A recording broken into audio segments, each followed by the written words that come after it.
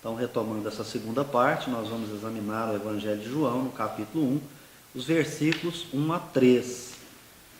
O versículo do capítulo 1, primeiro versículo, diz assim: no princípio havia o Verbo, e o Verbo estava junto de Deus, e o Verbo era Deus. A que princípio João se refere no seu Evangelho? Quem é o Verbo que havia no princípio, que estava junto de Deus? Bom, aqui hoje nós já falamos então da Torá, né? E a Torá, ela traz para nós... Curiosa que não deixou, né? Aqui a Torá traz para nós a informação de Gênesis, a história de Gênesis, o canto de Gênesis, aqui é escrita por judeus, e lá, o primeiro versículo do primeiro capítulo fala que no princípio criou Deus os céus e a terra. Então, quando o evangelista se refere ao princípio, ele está fazendo um jogo de palavras, e como ele quer passar uma mensagem, ele está fazendo uma relação com dois textos, do Antigo Testamento e do Novo Testamento. Então, praticamente, ele está dizendo para nós que existe ali duas criações. Aquela criação do princípio, onde você vai encontrar Adão e toda aquela história, e agora ele vai dizer de uma outra criação e vai modificar o personagem. E vai dizer que naquele princípio, aquelas falas, aquele "e disse Deus", faça-se a luz se fez, e disse Deus, 10 vezes e disse Deus, ele vai relacionar com, no princípio, seria essa figura da qual nós retratamos como nosso amigo, agora há pouco, Jesus. Então eu queria pedir primeiro para Marlene fazer a leitura para nós do que é verbo, né, Marlene? O que tem aí o que você está usando de pesquisa aí para nós? O seu livro aí é o quê? Dicionário Ilustrado da Bíblia. Beleza.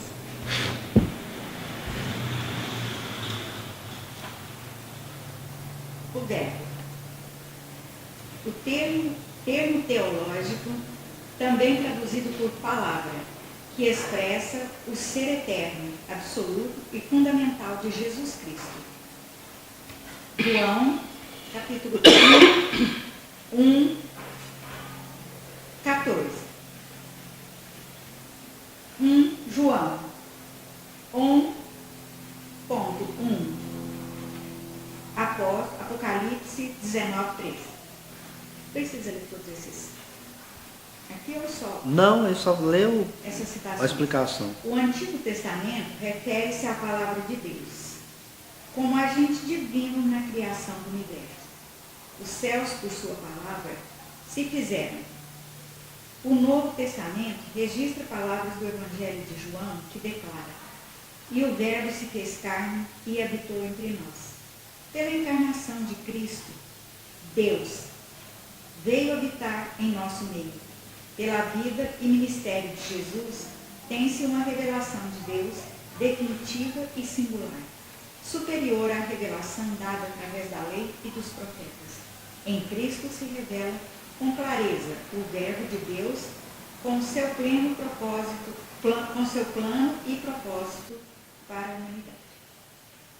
Vocês percebam que nessa leitura da Marne, a gente não pode passar batido com uma questãozinha que ela é colocada ali e ela depois tem uma série de outras que vão tapando. Mas tem uma questão que foi colocada ali. Ela diz que Deus encarna. Que Deus encarna. Então a gente precisa ter um cuidado, porque nós vamos defender a ideia de que Deus não encarna. Não tem essa necessidade, Ele é o Criador, Ele obra até hoje. Seria estranho Deus, que como nós vamos ler aqui no Livro dos Espíritos, Kardec pergunta que, não pergunta quem. Ele pergunta que. E aí os Espíritos respondem. Então Kardec perguntou, quem é Deus? E os Espíritos responderam, é a inteligência suprema, causa primária de todas as coisas. Se ele é a inteligência suprema e a causa primária, a causa vir para dentro do efeito, cientificamente falando, é estranho. Não dá uma explicação lógica. Aí as pessoas querem explicar da seguinte forma: não, mas se Deus quiser, Ele faz. Aí é ignorância, você acabou com a discussão. Porque se Deus quiser, Ele faz mesmo. Eu não vou discutir com você, não. Eu quero saber a lógica de para que ele vai fazer. Para que Deus cria uma lei e transgride? Aí é o seguinte: isso é característica nossa, humana, que a gente precisa vencer na evolução, que a gente acabou de falar dos problemas nossos, das vicissitudes que a gente tem para vencer, dos nossos vícios. Mas aí eu atribuir o meu vício para Deus, aí é muito complicado, porque como a Marlene gosta de colocar nas exposições que faz para nós estamos bem próximos do início, nós não estamos próximos do final não, tem gente achando que já é espírito puro. Então, seguindo essa ideia, vamos pedir para o Carlos também fazer uma leitura para nós, só que agora ele não vai ler o verbo, ele vai ler nesse dicionário. Qual que é o material que você está usando aí? Novo Dicionário da Bíblia. No novo, você usou o dicionário ilustrado, ele está usando o novo dicionário, a gente vai deixar na descrição do vídeo para vocês aí. E aqui nós temos uma questão. Numa tradução você está usando verbo, na outra tradução você vai usar palavra. Pode ler, Carlos. No Antigo Testamento, a palavra davar, de Deus, é usada por 394 vezes para designar alguma comunicação divina provinda da parte de Deus aos homens. Na forma de mandamento, profecia, advertência ou encorajamento. A fórmula usual é a palavra de Javé, veio. Literatura, foi. Ainda que algumas vezes a palavra de Deus seja vista como uma visão, Isaías 2:1, a palavra de Javé é uma extensão de personalidade divina investida da autoridade e deve ser ouvida tanto pelos anjos como pelos homens. A palavra de Deus permanece para sempre e, uma vez proferida, não pode deixar de ser cumprida. É usada como sinônimo da lei Torá de Deus, onde a referência é à mensagem escrita e não à mensagem falada por parte de Deus. No Novo Testamento, palavra geralmente traduz dois termos gregos, logos e herna. A primeira das quais é usada supramente para designar a mensagem do Evangelho cristão, embora a última delas também esteja revestida na mesma significação. Nosso Senhor falou sobre a palavra de Deus na parábola do semeador. Porém, nos evangelhos sinóticos, ele sempre usava o plural para indicar a sua própria mensagem, minhas palavras e paralelos. No quarto evangelho, entretanto, pode-se encontrar o singular com frequência. Para a igreja primitiva, a palavra era uma mensagem revelada por parte de Deus em Cristo, que deveria ser pregada, ministrada e obedecida. Era a palavra da vida, da verdade, da salvação, da reconciliação e da cruz.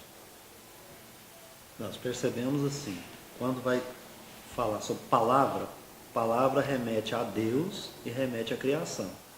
Então, os profetas falavam que Deus cria pela palavra, Ele ordena e se faz. No Novo Testamento, nós vamos perceber que Ele está dando essa ordem para alguém. E que esse alguém, nós vamos descobrir que é Jesus, e em dado momento Jesus e mais algumas entidades angélicas. Nós vamos descobrir isso, né? Queria pedir para a Lara, e a Lara está com o Novo Testamento. Isso, essa é uma tradução do Haroldo Dutra Dias. né, para quem quiser adquirir esse material. Acho que essas informações, principalmente a que ela vai nos trazer, são essenciais. Aí fez a referência à palavra logos, né? Que traz pra gente? Logos, palavra, verbo, discurso, narrativa, razão, raciocínio, inteligência, conta ou cálculo. O vocábulo deriva do verbo lego, narrar, dizer, reunir, contar e enumerar. E apresenta ampla gama de significados, tanto na literatura clássica grega, quanto nos escritos do Novo Testamento. A ideia subjacente neste versículo é de personificação, logos. A literatura é sapiencial, sendo uma personagem poética, dotada de autonomia, uma espécie de mensageira e conselheira de Deus, com encargos específicos na obra divina. Por esta razão, alguns estudiosos chegaram a afirmar que a palavra, nesta coletânea de textos, indica Deus em ação, especialmente na criação, na revelação e na libertação do povo hebreu. Assim, a sua presença junto a Deus, seu papel na criação, o fato de ter sido enviado ao mundo com a missão de revelar ou ensinar, representam em conjunto de temas ligados a tanto à sabedoria quanto à palavra. Inicialmente, os textos da Bíblia hebraica repetem expressões como disse Deus e assim se fez, ou disse o eterno Isaías. De modo semelhante, ao lado dessas afirmações encontramos os céus por sua palavra se fizeram, ou veio a palavra de eterno a Isaías, demonstrando uma clara personificação que ainda literária da palavra, que passa a ser entendida como um grande da criação ou mensageiro enviado ao profeta.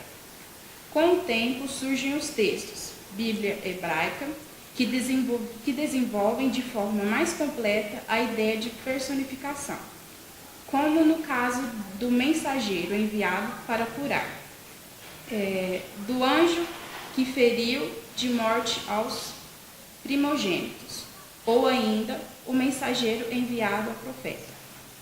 O evangelista João, por sua vez, ultrapassa a personificação meramente literária, atribuindo existência real ao verbo. Neste evangelho, de modo especial, Logos é visto como o próprio Jesus Cristo, mediador da revelação divina. A palavra encarnada, desempenhando todas as funções outrora conferidas à sabedoria palavra, nos textos da Bíblia hebraica. Considerando que a obra foi produzida em Éfeso, importante cidade grega do Império Romano, não se pôde desconsiderar também a influência da cultura helenística, helenística, ou mesmo do judaísmo helenístico, nesta formulação joanina, ainda que se atribua papel secundário a esta influência. Nesse modo, é conveniente registrar que na filosofia grega, logos é concebido como regra, princípio ou lei, substância ou causa do modo, razão, raciocínio, faculdade racional, teoria abstrata, raciocínio discursivo, proposição, explicação, tese, argumento, medida, relação, proporção ou valor. Muito bem. Então, trazendo aqui, para a gente ultrapassar essa primeira parte aqui do que significa verbo e palavra, e eu tenho a impressão que muitos de nós aqui já estão sabendo, né? O que significa verbo, palavra, que nós não temos nenhuma dificuldade quanto a isso, né? É claro que nós temos muita dificuldade, até porque palavras com uma quantidade enorme de significados. Nós tivemos 3 materiais aqui lidos, trazidos para nós, com uma diversidade enorme de significados. Claro que tem os significados que são similares.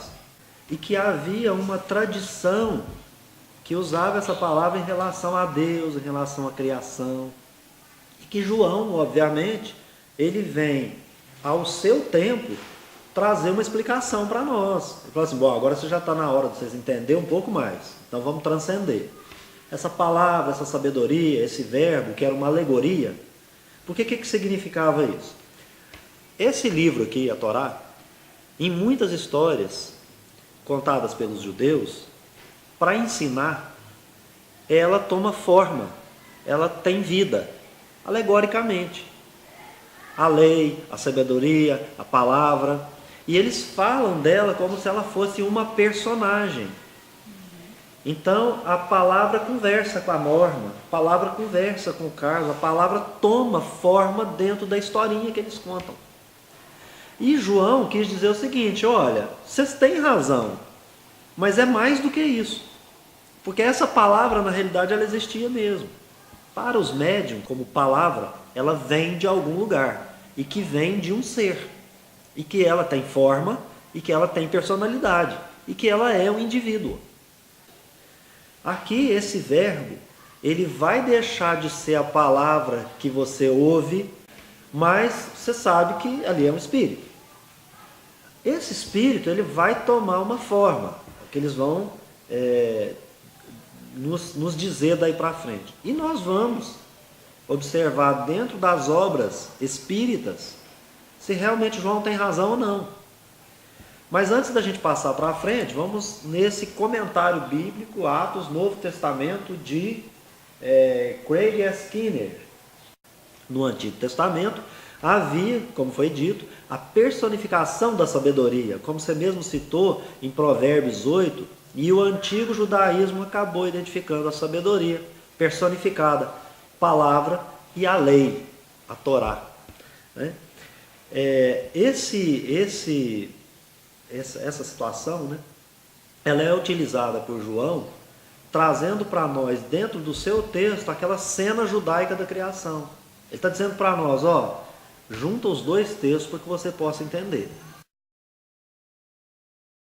Nesse texto aí, eu trouxe para vocês Evolução em Dois Mundos, segundo André Luiz. Lá ele diz assim, o espírito criado pode formar ou criar, ou cocriar, mas só Deus é o criador de toda a eternidade. E a gente colocou, obviamente, dentro do que o André Luiz nos traz, que Deus cria tudo a partir do fluido cósmico. Vamos só pensar o seguinte, quem é o criador? É Deus, ponto. Nós não viemos aqui derrogar esse ensinamento que nós temos aí há milênios. Quem cria é Deus. Ponto. Deus cria por meio de alguma coisa. Deus utiliza um meio para criar. Porque Deus, na realidade, ele criou o fluido cósmico, matéria original. Nós já estudamos isso em O Livro dos Espíritos. Fluido cósmico é a matéria original. A partir da matéria original, os co-criadores vão formar. Então, quando João vai dizer para nós, no princípio havia o verbo, tem uma notícia aí. Então ele falou assim, olha, sua leitura de Jesus, que eu vou começar a falar dele, tem que ser pelo primeiro livro do Pentateuco Mosaico. Eu só vou entender essa figura de Jesus aqui se eu começar a ler essa história. Então, o que nós temos aí na mesa espalhado? Várias Bíblias. Lá na frente nós temos uma Bíblia de Jerusalém. Por que o Espiritismo agora está entrando aí nesse meio? Nós também vamos interpretar a Bíblia. Por quê? Porque, primeiro, que é um direito de todo encarnado na Terra utilizar o seu conhecimento para, a partir do seu raciocínio, da sua razão, compreender as coisas. E cada um ao seu tempo. Então nós vamos pegar aquela alegoria de Gênesis, aquela história, obedecendo João e fazendo essa ligação.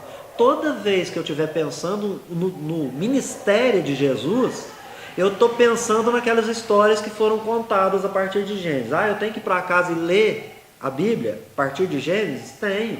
A criação em 6 dias, o que foi criado?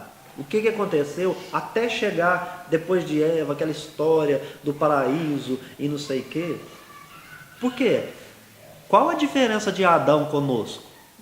Nenhuma. Você chega e pega a pessoa com a boca na botija. O que ela faz? Fala assim, não, a culpa não é minha, não, é sua. Porque é isso que Adão falou. E Adão, você descumpriu o que eu te mandei? Você pôs aquela mulher lá perto de mim. A culpa dele transgredir a lei foi de Deus. Sim, que colocou ele para viver em coletividade. Ele não tem culpa nenhuma. Ou seja, e a mulher? A mulher chega e põe culpa na cobra, tadinho. Nós vamos ver a natureza humana em evolução. Toda hora você vai ter alguém que começa bem, está junto com Deus, andava com Deus, e de repente ele pisa na bola. Começa a ler um outro patriarca, está indo bem, de repente ele pisa na bola. Espírito em evolução. Espírito, então está contando uma história que nós precisamos entender. E aí ele vem, por isso que nós temos no Livro dos Espíritos a questão 625. Quem que é o modelo e guia? Quem que eu devo seguir? Jesus é aquele que evoluiu em linha reta em direção a Deus, o único na Terra. Então ele é exemplo. Diferente de quem? Eu vou seguir o primeiro patriarca? O segundo patriarca? Não, eu vou seguir o rei Davi. Davi, a primeira coisa que ele faz é pegar o seu general, amigo pessoal dele, mandar para a guerra e ficar com a mulher dele, ainda ter um filho com ela. E depois vai nascer Salomão, porque o cara vai morrer lá na guerra. Então, o rei Davi também não é um exemplo. Por exemplo, eu sigo... Tem gente, tá cheio de chiquista, de valdista, euripidista. Tá cheio na terra. E vou te falar mais, tem kardecista. Tem porque as pessoas viram e falam assim, seguir. ué, mas eu sou kardecista. Desculpa, viu, gente? Mas não tem kardecismo, tem espiritismo. Aí eu falo, não, eu sou espírita kardecista. Não, você não é espírita kardecista coisíssima nenhuma. Você é espírita. Esse é o neologismo criado por Allan Kardec. Agora, as outras são espíritas? Não, são espiritualistas. O espiritismo é um só. Desculpa, gente. O Kardec codificou um único espiritismo, os outros não. E ele pertence à mesma filosofia que os outros pertencem. Então a Umbanda, o Candomblé, que nós respeitamos porque tem muita coisa boa para que nós possamos aprender com eles, com as pessoas que praticam e que estudam, tem muita coisa. Mas é uma filosofia espiritualista, tem a ver com uma cultura de um povo excluído, não tem, para começo de conversa, não tem demônio e satanás, que as pessoas querem demonizar e satanizar a religião do outro. Primeira coisa que não tem, lá não tem, isso é o que não tem. Somos nós mesmos, né? Não, mas lá também na cultura deles não tem isso, basta estudar um pouco mais. É só aprender. Mas retomando aqui então, nós vamos fazer essa relação da história que nós vamos estudar com João, sempre voltando lá na criação, na obra da criação, para poder entender. Agora, o que João faz com essa frase que ele começa? Nesse versículo, ele diz assim: no princípio havia o verbo estava junto de Deus, e o verbo era Deus. É a mesma palavra.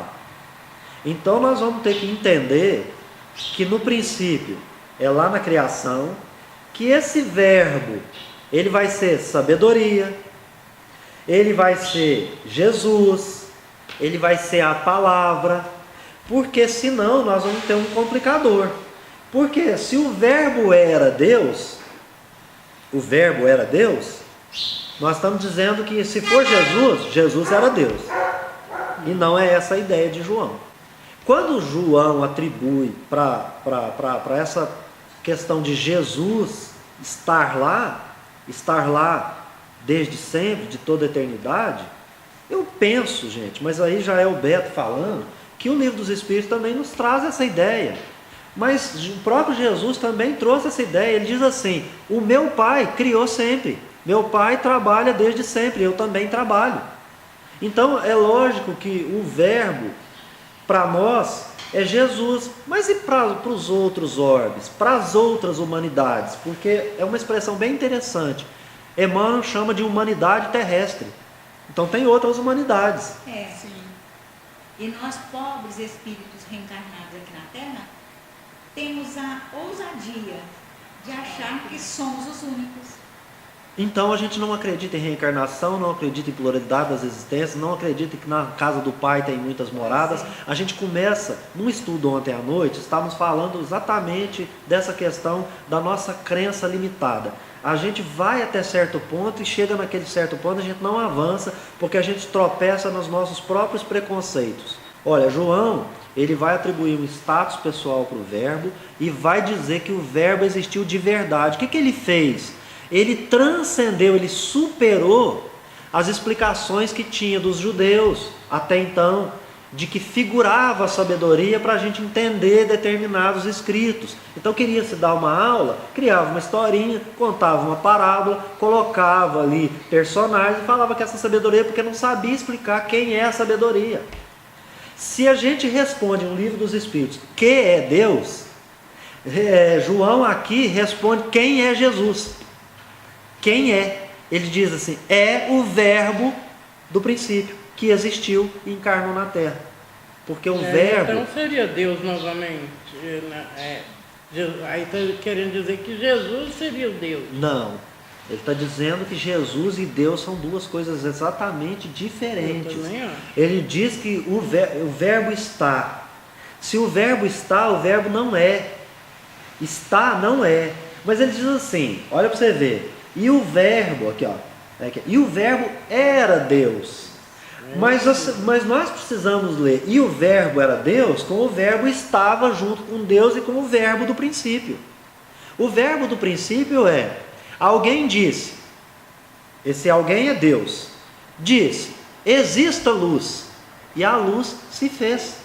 Mas a luz não foi feita por alguém, a luz se fez. Se fez. Então Deus criou o princípio inteligente, simples e ignorante, e falou assim, seja luz.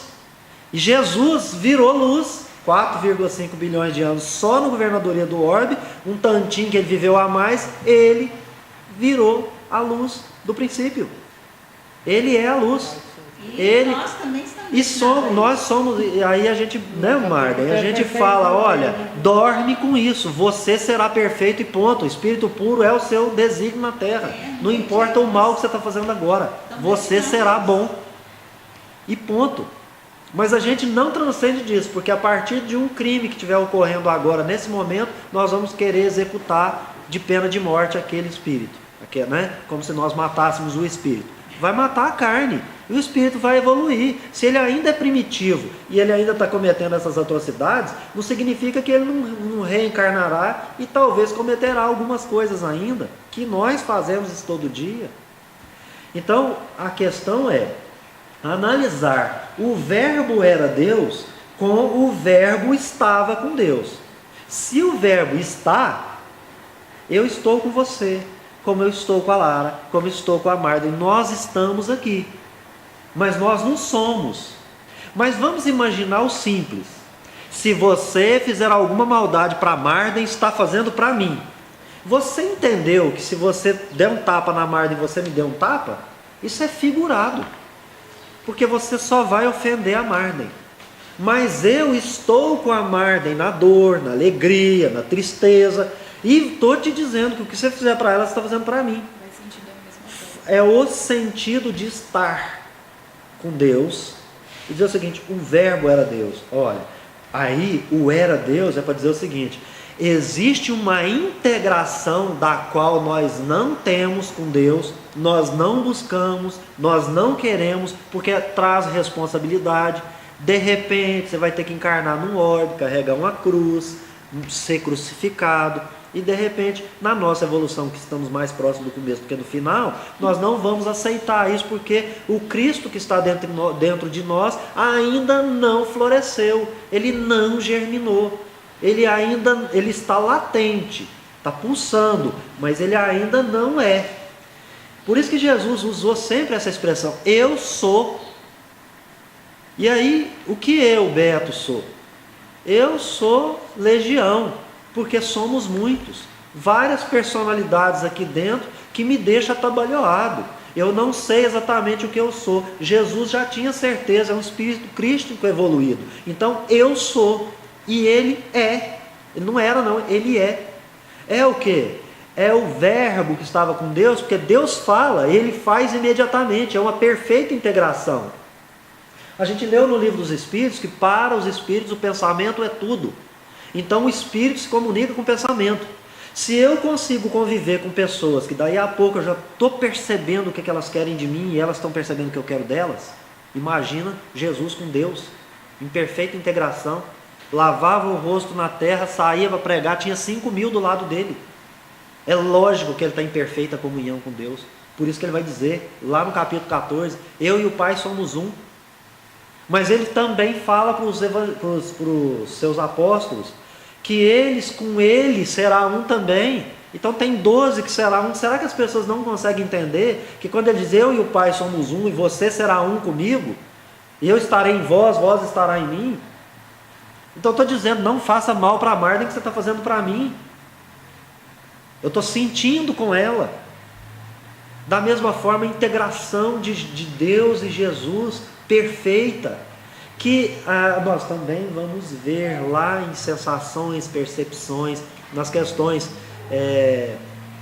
250 e seguintes, salvo melhor juízo, que nós vamos entender que para ver Deus, eu preciso estar puro, preciso ser espírito puro. Então, estar com Deus mostra uma distinção, uma diferença entre o verbo e Deus, mostra uma relação pessoal muito íntima. O verbo compartilha a própria natureza de Deus, porque o verbo era Deus.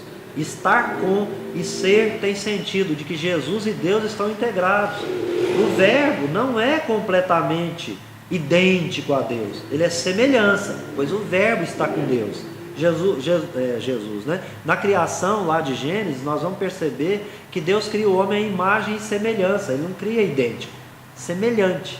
Então, o verbo está com, né? O verbo é, mas é uma integração. Pode-se dizer que Jesus é a extensão da personalidade de Deus. O verbo era tudo o que Deus era. Por isso a ele foi dado, foi confiado que as ovelhas viessem para o seu aprisco, e ele diz, nenhuma irá se perder. E ele tem fé na gente, a gente não tem fé nem na gente nem nos outros. Emmanuel diz que os governantes são Césares que vieram à terra para aprender com seus subordinados na dor e na renúncia. Mas eles vieram para aprender, e a gente quer crucificar os presidentes e etc. Né? A gente não lê com o coração. Né? É uma extensão, então, portanto, da personalidade de Deus. O que João quis com esse versículo? Nós estamos pensando que ele quer levar aquele leitor do Evangelho para compreender, sabendo que as ações e palavras do Jesus encarnado, desde o princípio, desde a criação do orbe, são ações e palavras de Deus. Ele está em perfeita comunhão, ele e o Pai é um. Seguindo então na proposta, o 1 e o 2, né? O capítulo 1, versículo 2. Ele estava no princípio junto de Deus. Aqui é uma repetição. Mas olha para vocês verem que nesse canto, ele está repetindo por quê? Porque se o primeiro ele disse, no princípio havia o verbo estava com Deus e o verbo era Deus, ele já sabia que ele por dizer assim, o verbo era Deus, que ele está expressando aquela influência helenística que ele teve, que foi lida aqui por todos vocês, da influência do grego helenístico. Então ele usava a palavra do grego e ele usava a cultura daquela época.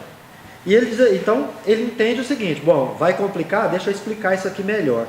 Então ele explica que o verbo divino estava com Deus, e isso ele está repetindo os textos antigos das Escrituras. Ele está fazendo, como vocês leram nas 3 leituras, tanto dos 2 dicionários quanto do Novo Testamento, ele está referindo-se àquela sabedoria retratada na Torá. Que o que está com Deus é sabedoria. E o que Deus dá para nós é sabedoria. A gente vai ler como grande patrimônio que a gente tem. A gente não leva nada. A gente fala toda vez nos estudos que a carne, os bens materiais, a gente não leva. O que você leva? O patrimônio intelectual. Você começa horizontalizado na inteligência para poder verticalizar na virtude. Então, disso resulta o quê? Sabedoria. Então, ele vai dizer que a sabedoria divina personificou em Jesus. Jesus é tão sábio quanto Deus o é. Ele só não é supremamente sábio. Ele tem a sabedoria divina. E a sabedoria divina se personaliza nele, desde a criação do mundo. Repetindo os textos, Provérbios 8, 22, 31, fala que a sabedoria foi arquiteta das obras do Criador. O Senhor me possuía no início de sua obra e antes de suas obras mais antigas. Desde a eternidade, eu, sabedoria, fui estabelecida desde o princípio, antes do começo da terra. Então eu estava com ele. Olha essa questão, Marden, que a gente não presta atenção. Aqui não falou do universo. Aqui falou assim, olha, a sabedoria estava antes do começo da terra. Opa, então eu tenho um criador do orbe, aquele que modelou, né? Então, no quem é o verbo que havia no princípio, que estava junto de Deus, tem um texto do Emmanuel, que está no livro que traz o seu nome, no capítulo 2. O livro é esse aqui, viu, gente? Para que vocês saibam. Emmanuel escreveu Emmanuel pela psicografia do Chico. E aqui no capítulo 2, está assim, ascendência do Evangelho. O verbo do princípio é Jesus, cuja perfeição se perde na noite imperscrutável, difícil de você saber, né? Impenetrável das eras, personificando a sabedoria e o amor. Olha as palavras. Personificando sabedoria e amor. Além da sabedoria dos textos que nós falamos até agora, o Emmanuel diz que Jesus personifica o amor de Deus por nós, o verdadeiro amor. Tem orientado, então, Jesus tem orientado o desenvolvimento da humanidade terrena, como dissemos, enviando seus iluminados mensageiros, os profetas, os médiuns, enfim, em todos os tempos, aos agrupamentos humanos, para todas as nações, né? E aí a gente leu a tradução aí, né, do Haroldo Dutra Dias. Aqui, dentro dessa questão, nós temos duas obras que falam de Adão e Jesus, ou segundo Adão, conforme Paulo, né? Na série Cultura Bíblica, ele explica esse primeiro versículo, né? Diz que em João, a primeira criação inicia com Jesus uma nova história da criação. Nas duas obras, lá em Gênesis e depois em João, o agente, ou seja, o agente criador é sempre a palavra de Deus. A palavra de Deus. E quem personifica essa palavra, ou seja, nós temos na Terra a comunicação por verbos, por palavras. Quem é que vem e ensina isso para nós? Os professores escrevem para os seus alunos, que aprendem a escrever e vão escrever para os próximos.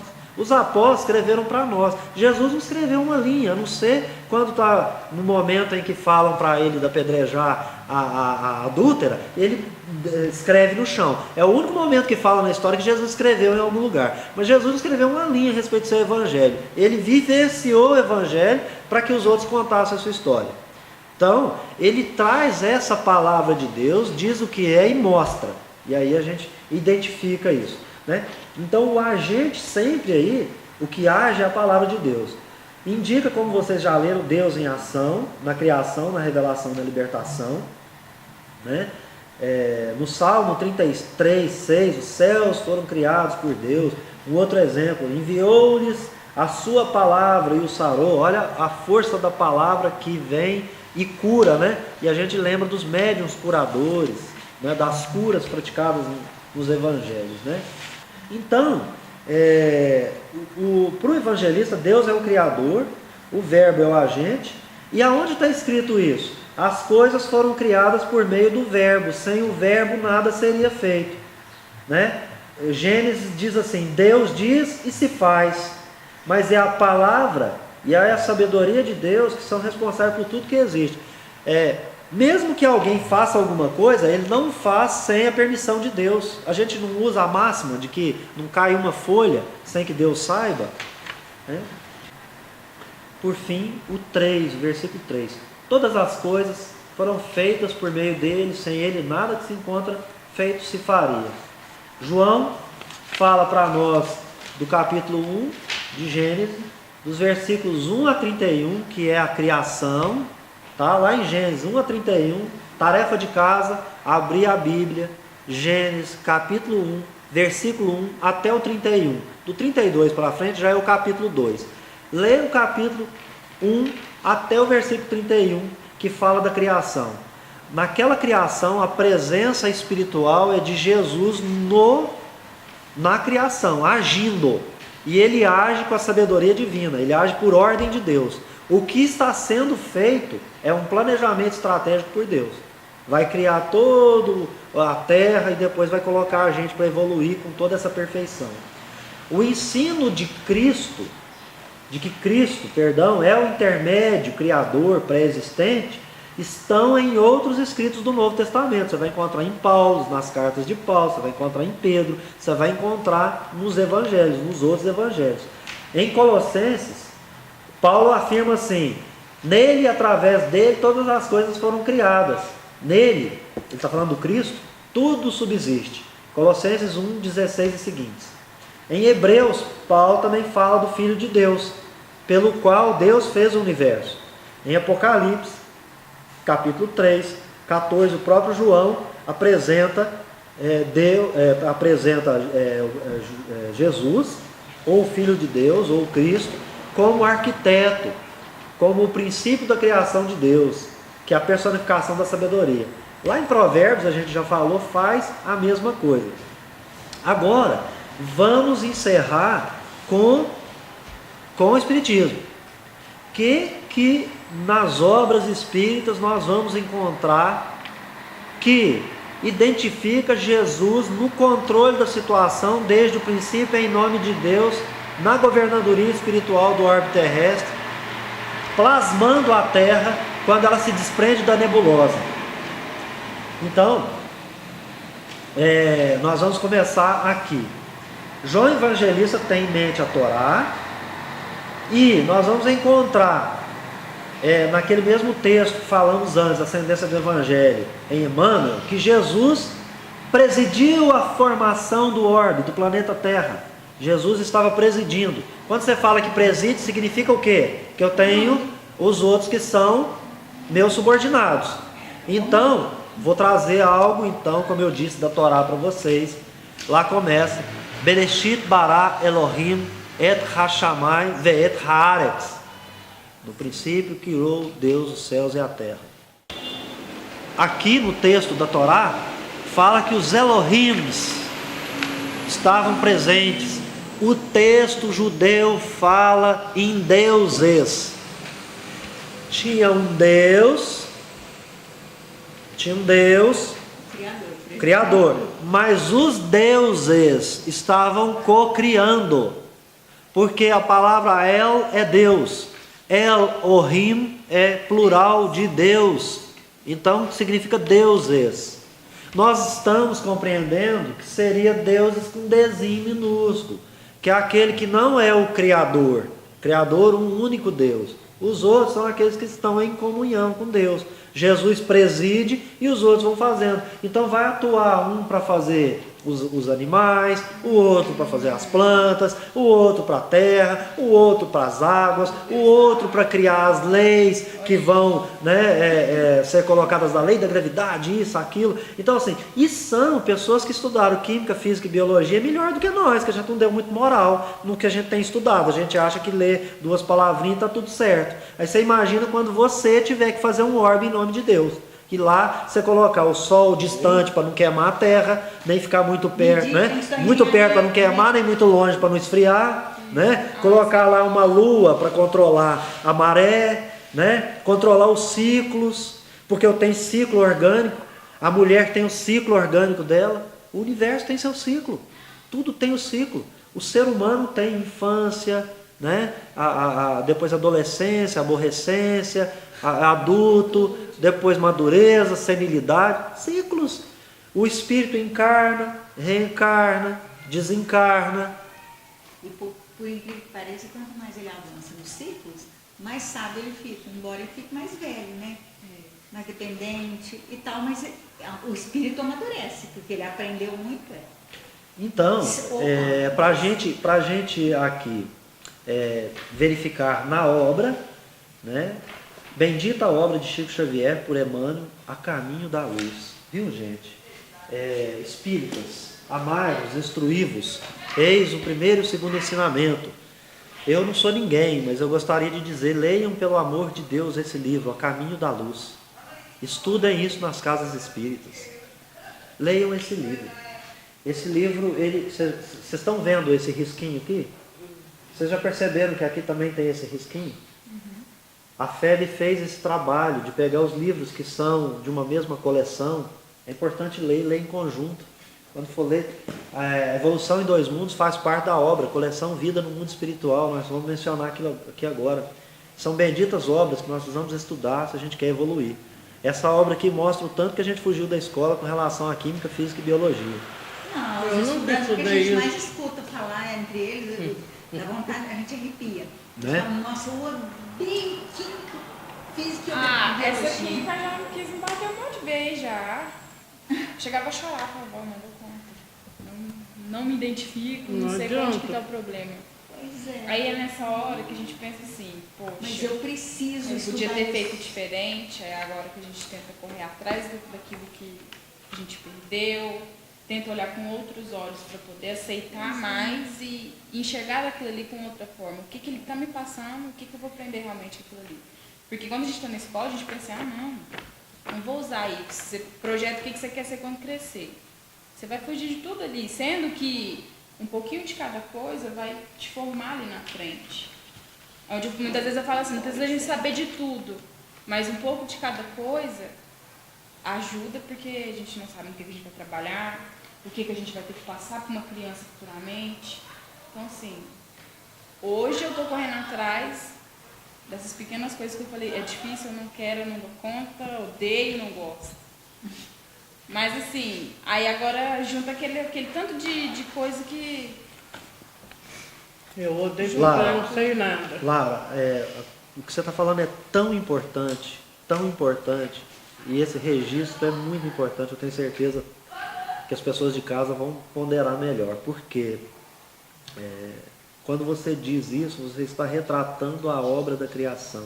Quando a gente se afasta de Deus, porque a gente acha que o que tem para nós realizarmos na obra da criação não é importante. A gente não dá a verdadeira importância para o que é importante. Se a gente disse hoje aqui, o grande patrimônio que eu levarei depois do meu desencarne é apenas o intelectual, porque caixão não tem gaveta. Então não levo nada da terra. Desculpem os materialistas, mas é espírito, ele sobrevive. E aí a misericórdia divina, porque o que você disse?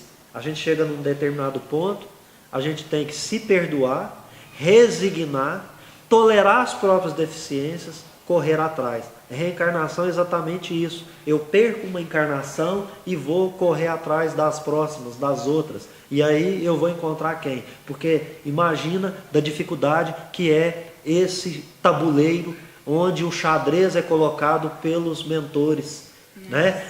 por Jesus nessa organização, para fazer a gente encarnar e ter esse momento aqui. Quanto não foi trabalhado para que a gente pudesse experimentar? Porque só aquele que não acredita no que estamos estudando é que vai entender que é acaso. A gente chegou aqui por acaso. Não há acaso na obra da criação.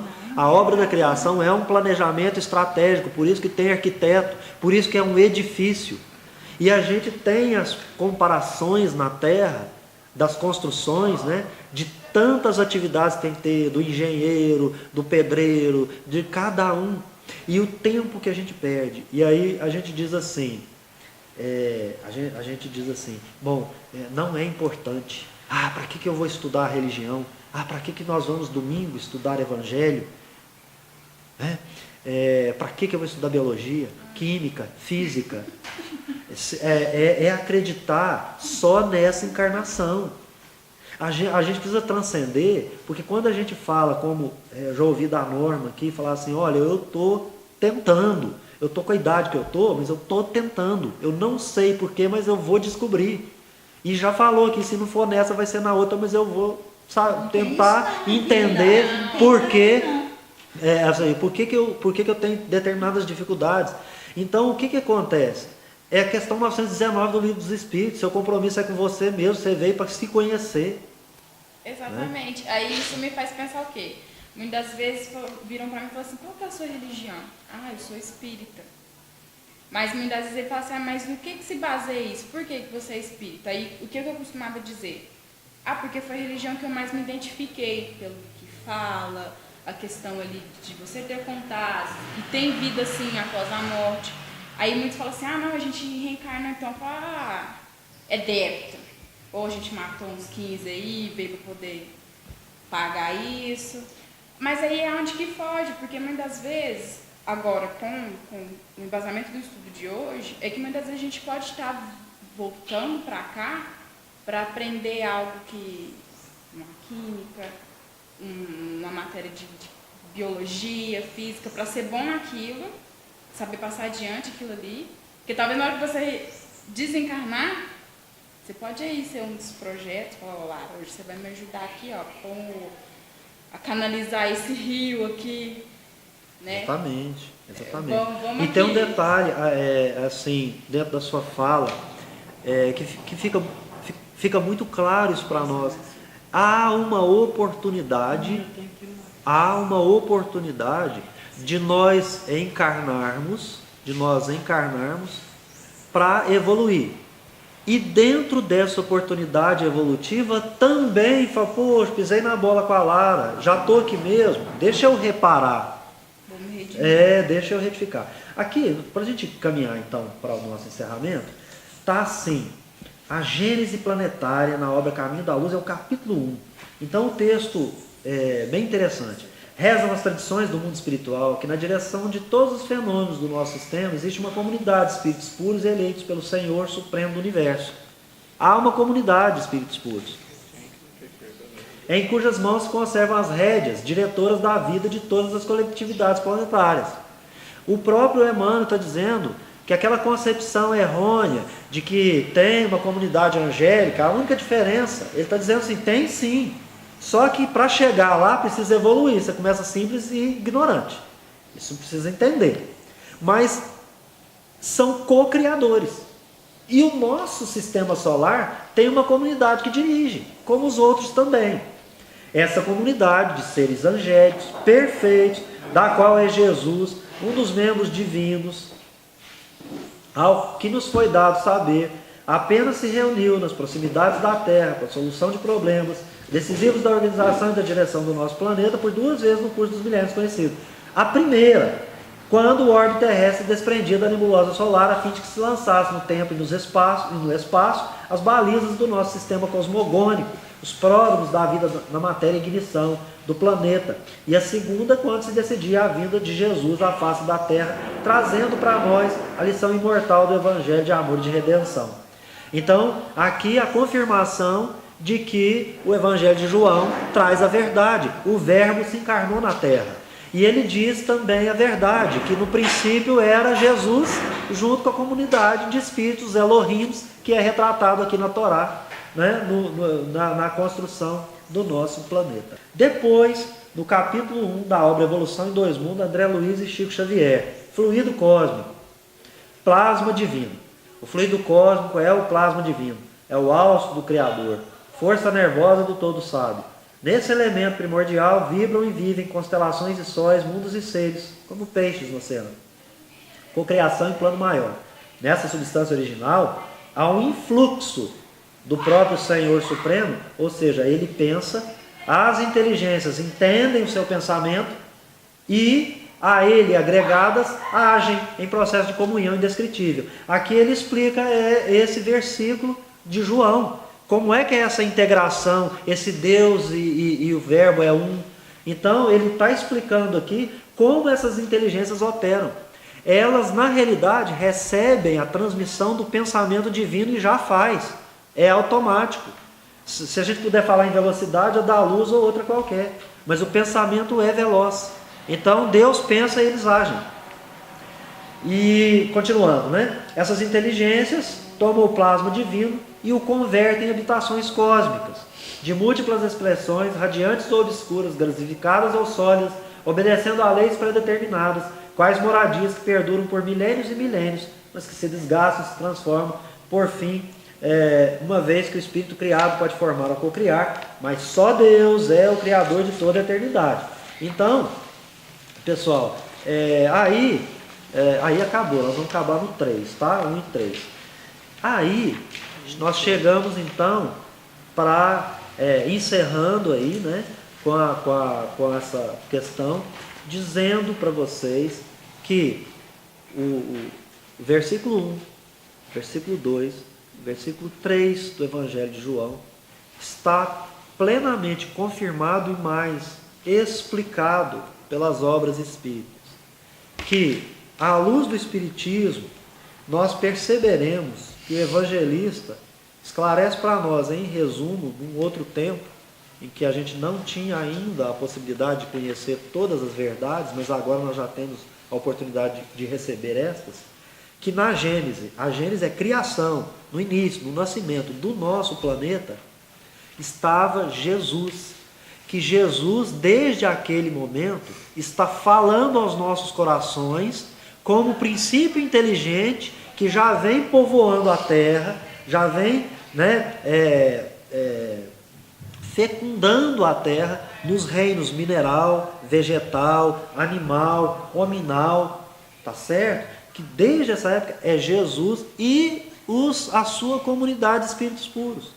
De modo imperfeito, tentando uma comparação, se deu do mesmo modo na codificação espírita, quando o Espírito de Verdade preside a codificação, mas as mensagens são de diversos espíritos, um deles é o próprio João, o evangelista. Então nós temos aqui os 3 versículos que falam da criação em Gênesis, mas diz que na realidade não era Deus, somente Deus, Deus é o Criador, que nos utiliza, neste caso utilizou a figura crística de Jesus, mas que um dia, esperamos nós, sejamos também esses Cristos que vão operar no universo, na cocriação, num plano maior também, né? Então assim, foi o que nós pudemos trazer para vocês a respeito do estudo do Evangelho. Peço desculpa a vocês pelas minhas deficiências, né? Aqui é mais amor do que conhecimento, né? Então assim, a gente quer agradecer e vou abusar do Carlos, pedir para o Carlos então fazer a oração de encerramento. A gente estendeu demais, né? Mas o estudo acaba sendo isso, né? Porque a gente não pode tolir a fala de ninguém e é importante que vocês realmente participem. Eu não tenho palavras para agradecer, eu não sei pedir para você, Carlos, fazer a oração de encerramento, suas considerações, obviamente, né? Enfim, amo vocês. Obrigado pela oportunidade. A gente só tem que agradecer, né? Porque é conhecimento que a gente precisa obter e é conhecimento que às vezes a gente menos tem, né? E eu confessei aqui na última quinta-feira a minha ignorância nesses aspectos, e são muitos, porque a gente vai mais pela base do que pela riqueza de detalhes que engloba, na verdade, né? Mas eu acho que tudo tem sua hora certa, né? Nós somos seres errantes, né? Que estamos aprendendo mais um pouquinho, e a gente só tem a agradecer a Jesus, aos espíritos amigos, ao Luiz Sérgio desta casa maravilhosa que nos acolhe, que nos permite galgarmos mais alguns degraus de evolução através da leitura, através do conhecimento do nosso irmão Beto e das obras que ele traz e da espiritualidade que prepara esse trabalho para que nós possamos alcançar um pouquinho mais de conhecimento, para que nós possamos nos tornar seres mais fortes, mais cientes das nossas responsabilidades, das nossas limitações, e procurando assim abrir a nossa mente, os nossos olhos, os nossos ouvidos, os nossos corações, para que nós possamos aprender um pouco mais e assim melhorar a nossa jornada evolutiva, nos tornando mais preparados para enfrentar todas as nossas adversidades. Nós pedimos também, Senhor Jesus, que ao dispersarmos possamos levar para onde vamos as melhores vibrações desse encontro, e que esta casa abençoada receba cada vez mais proteção espiritual para continuar espargindo raios de luz por todo este residencial e por todos aqueles que aqui frequentam e até aqui vêm em busca de paz, amor e humildade, porque sem ela nós não somos nada, Senhor. Nós precisamos aprender a ser humildes e assim procurar enxergar nas pessoas que nos rodeiam, as pessoas que são os nossos próximos, nós consigamos, Senhor Jesus, trocar de lugar com eles, procurando pensar naquilo que nós gostaríamos de receber e assim nós podermos dar aquilo que nós gostaríamos de receber. Pai nosso que estás nos céus, santificado seja o vosso santo nome, venha a nós o vosso reino, seja feita a vossa vontade, assim na terra como no céu. O pão nosso de cada dia nos dai hoje, Senhor. Perdoai as nossas ofensas, assim como nós perdoamos a quem nos tem ofendido. E não nos deixeis cair em tentações, mas livre-nos de todos os males, que assim seja.